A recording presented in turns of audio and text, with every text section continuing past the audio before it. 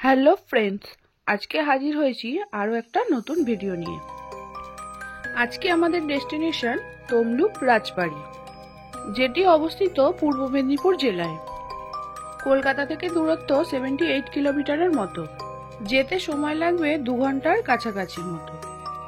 সড়ক পথে কোলাঘাট মেচেদা হয়ে যেতে হবে। রেলপথে গেলে শহীদ মাতঙ্গিনী স্টেশনে নেমে আপনাদের টোটো ধরে যেতে হবে। আমরা গিয়েছিলাম বাইকে করে। আপনারা বাইক এবং 4 চাকা করে অতি সহজেই পৌঁছে যেতে পারেন তমলুক রাজবাড়ি।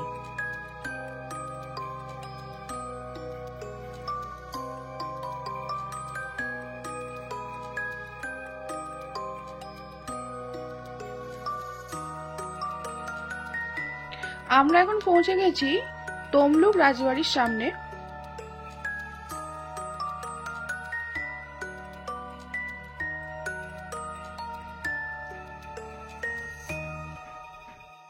তমলুক রাজবাড়ি হলো ইতিহাসে তাম্রলিপ্ত বংশের শেষ নিদর্শন। খ্রিস্টপূর্ব 5ম শতাব্দীতে ময়ূর বংশীয় রাজাদের দ্বারা নির্মিত হয়েছিল এই রাজবাড়ি।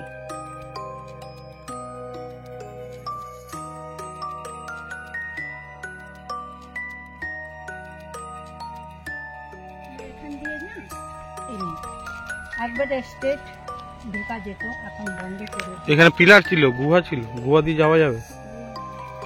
রাজার সৈন্য সামন্তরা কোথায় থাকবে?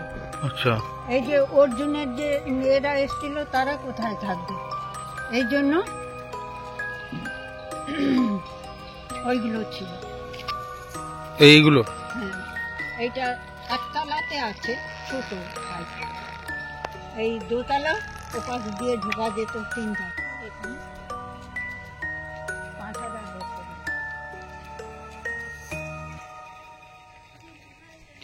মহাভারত থেকে শুরু করে স্বাধীনতার উজ্জ্বল সময়ের সাক্ষী এই রাজবাড়ি। এখন যে রাজবাড়িটি দেখছেন এটি একটি অসমাপ্ত রাজবাড়ি। রাজা লক্ষ্মীনারায়ণ এই বাড়িটি তৈরি করতে শুরু করেন, কিন্তু শেষ করতে পারেননি পারিবারিক অন্তর্দ্বন্দ্বের কারণে। পরিত্যক্ত এই রাজবাড়ি একসময় স্বাধীনতা আন্দোলনে গুরুত্বপূর্ণ ভূমিকা পালন করেছিল। 1930 সালে লবণ সত্যাগ্রহ আন্দোলনের সময় লবণ সত্যাগ্রহ বিপ্লবীদের থাকার ব্যবস্থা করা হয় এই রাজবাড়িতে। ভিডিওটা কেমন লাগলো অবশ্যই জানাবেন। আমাদের চ্যানেলে নতুন হলে অবশ্যই সাবস্ক্রাইব করে রাখবেন।